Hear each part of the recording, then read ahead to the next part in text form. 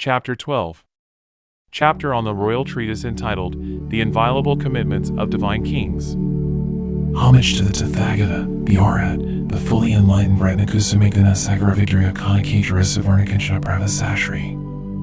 Homage to the Tathagata, the Arhat, the fully enlightened Shakyamuni, whose body is adorned with hundreds of thousands of millions of virtues, and who makes the light of this Dharma blaze forth. Homage to the great goddess Shri, endowed with boundless virtue, grain, and good fortune. Homage to the great goddess Sarasvati, endowed with wisdom's limitless qualities. Then at that time, at that moment, King Balandrakita said this to his son King Rukrakitu, whom he had enthroned, and who had been not long in the royalty. Son, there is a royal treatise, called the Inviolable Commitments of Divine Kings, which, not long after I was enthroned, I received from my father King Varandrakitu. I reigned the kingdom for 20,000 years according to that royal treatise, and I do not recollect being on the wrong side for even a single moment of thought. O son, what then is this royal treatise, the Inviolable Commitments of Divine Kings? O noble goddess, at that time, at that moment, King Balandrakita clearly expounded the Inviolable Commitments of Divine Kings, the royal treatise, to his son King Rukrakitu in these verses. I will explain the royal treatise which benefits all beings, cuts through misgiving, and extinguishes every misdeed. O kings, all, one by one, be in a state of delight. Listen with your hands folded in reverence to this entire commitment of divine kings. Here at Vajrakara, the king of mountains, when the divine lords assembled, all the world protectors stood up to ask Brahma, the divine king. O Brahma, you are the principal god, you are the Deva king. May you cut through our qualms, may you dispel our doubt. Why is a king born among humans called divine? For what reason is he called divine son? Born in the world of humans, he would be a human king. How do gods wield divine kingship among men? When the Lord Brahma was asked thus, by the protectors of the world, Brahma, the chief of gods, replied in this way, as the guardians of the world asked me thus, for the benefit of all beings, I will reveal this sublime treatise.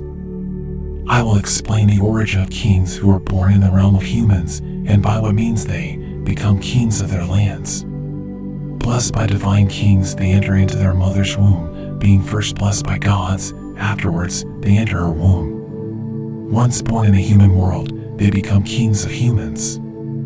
From gods they are born, thus they are called divine son. Granting them a share of royalty, and saying, you are the son of gods, the divine rulers of 33, create such human kings in this way, in order to bring misconduct to an end, thwart what is against the Dharma, and set beings in virtuous deeds, so they may ascend to celestial abodes. The kings of humans, be they Gandharv, Rakshasa, low caste, human or god, bring the end of evil deeds. These human lords, blessed by Devas, to show actions ripening effects, are like parents to those who engage in virtue. They are empowered by gods to show the fruition of deeds, of actions done well and wrongly done in this life. When the lords overlook evil acts committed in their land, and to those who are unlawful fail to mete out befitting revenge, through neglect of unlawful deeds, that which is not Dharma will triumph. Conflicts and clandestine acts will befall the region over and over again. The lords of gods will be enraged in the palatial dwelling of the 33. When a king overlooks the presence of evildoers in his region, terrible clandestine acts will ruin and destroy that land. Upon arrival of a foreign army, the country will utterly succumb. Resources and race too will fall away. Those who amassed wealth through trickery and deceit will rob each other entirely of means. When a king does not perform the function for which kingship had been bestowed, he demolishes his own realm as the elephant lord destroys a lotus pond. Unfavorable winds will arise, unfavorable rains will fall, the sun and moon will be unfavorable, and likewise the planets and stars. Where a king is negligent, famine will descend upon the land, seeds, crops, flowers, and fruit will cease to grow and flourish. When a king overlooks those who do wrong in his realm, unhappiness will befall the gods in their abodes. The kings of gods will lament to each other, unlawful is this king, for he remains on the side of the lawless. Before long, the king will incur the wrath of the gods. When the gods reveal their rage, his kingdom will wither away. Mayhem will prevail in the land, by weapons too it will give way. Covert acts, strife, and disease of every variety will come to be.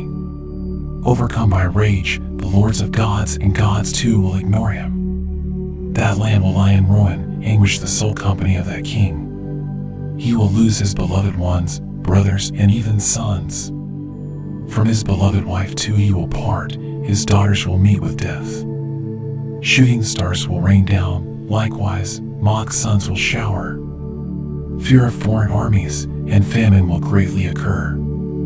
His valued minister, beloved elephant, and cherished camels will die too. People will pillage one another, seizing homes, resources, and wealth. Region by region throughout the land, they will slay one another with arms. Strife, squabbles, and deception will tear apart their land.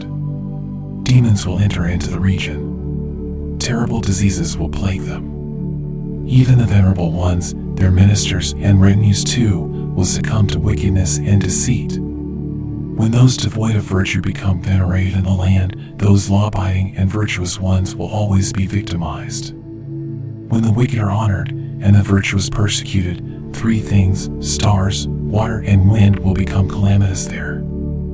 When the wicked are embraced, three things, the flavor, essence, and power of the sublime Dharma, the strength of beings, and quality of the earth, will utterly perish. When the corrupt are esteemed and the sublime dishonored, three things, famine, thunderbolts, and death, will occur in that place. Fruit and crops will have no taste and no potency thereafter. Being sickened with disease will fill those regions completely. Large sweet fruit will shrivel, becoming bitter and sharp. Play, humor, and fun, the pleasures of previous times, now rife with infinite delusion, will lose the touch of joy. Fruits and crops will lose their succulence and force. They will cease to nourish body, elements, or senses. Pale and lacking complexion, beings will become weak, feeble, and without strength. Though they may consume much food, they will remain unfulfilled. Their strength, prowess, and energy will disappear. The country will become a mass of beings utterly without vitality. Multitudes of beings will become afflicted by various illnesses.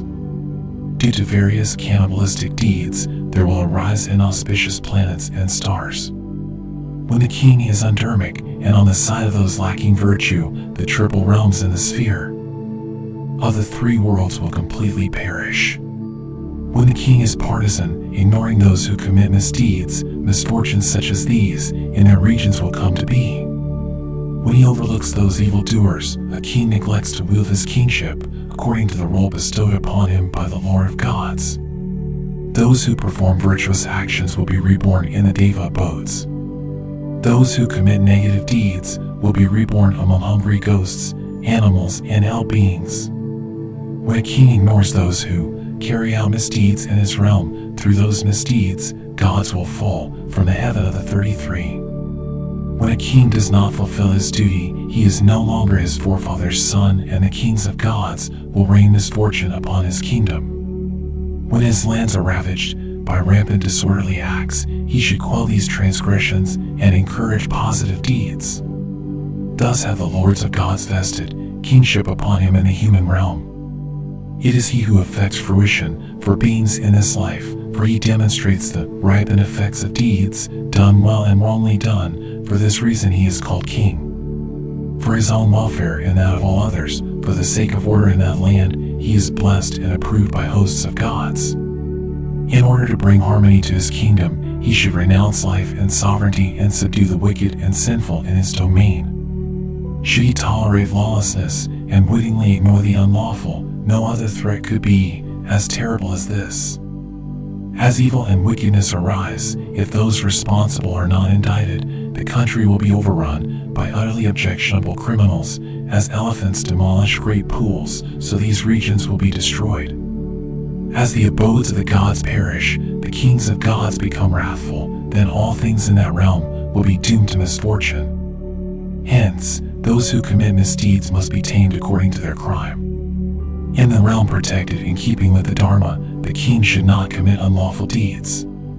Giving up even his life for the sake of justice, he should never succumb to bias.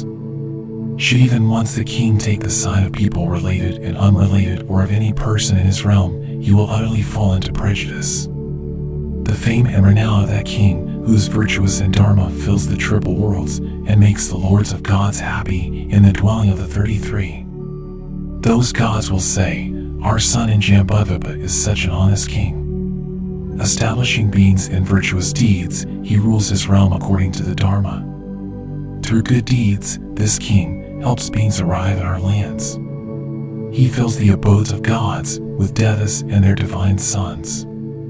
As he rules his realm according to the dharma, we kings of gods are indeed well pleased. Being pleased, the kings of gods will offer protection to this human king. The sun, the moon, and likewise the stars will move well. The winds will arise in due time too rain will fall.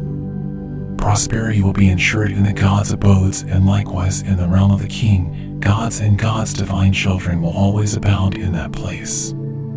Hence, the king should forsake his own cherished life, but never give up the Dharma jewel. To ensure the welfare of the world, he should seek company with those sublime ones, fully adorned with virtue, happy with their people, and renounced from sinful deeds.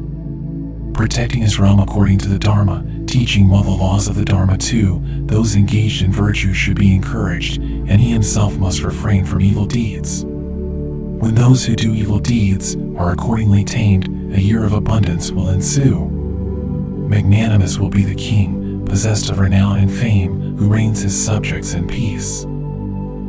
Thus ends the 12th chapter, the chapter on the Royal Treatise entitled The Inviolable Commitments of Divine Kings from the King of Glorious Sutras, the Sublime Golden Light.